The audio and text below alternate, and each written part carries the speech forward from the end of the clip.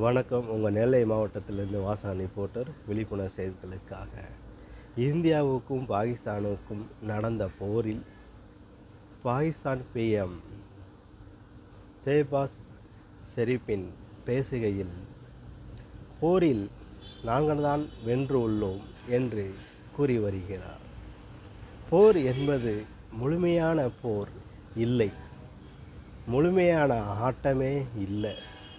முதலில் கல்யாணம் வீட்டில் தாலி கட்டுறதுக்கு முன்னக்கூட்டியே மேளம் கொட்டி விட்டார்கள். அப்படிதான் இதை சொல்ல முடியும். மாலைகள் மற்றவர் நம் கழுத்தில் போட வேண்டும். மாலையை அவர்களை கழுத்தில் போட்டுக்கொண்டு வெற்றி பெற்றுள்ளோம் என்றால் இதற்கு என்ன? ஆக அப்படிதான் போட்டு இருக்கிறார்கள் மாலையை. குறிப்பு: நாங்கள் பாகிஸ்தான் மக்களை குறிவைக்கவில்லை.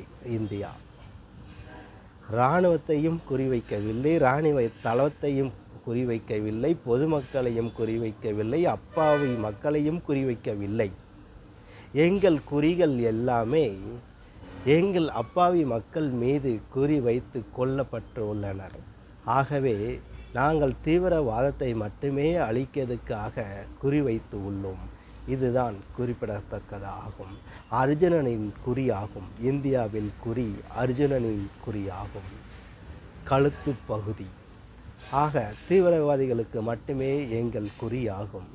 உலக நாட்டுக்கு தெரியும் யார் வென்றுள்ளார் என்பது. அது போதும் எங்களுக்கு என்று சொல்லிக்கொண்டு நெல்லை மாவட்டத்திலிருந்து வாசன் ரிப்போர்ட்டராக நான் இதை பதிவு செய்கிறேன்.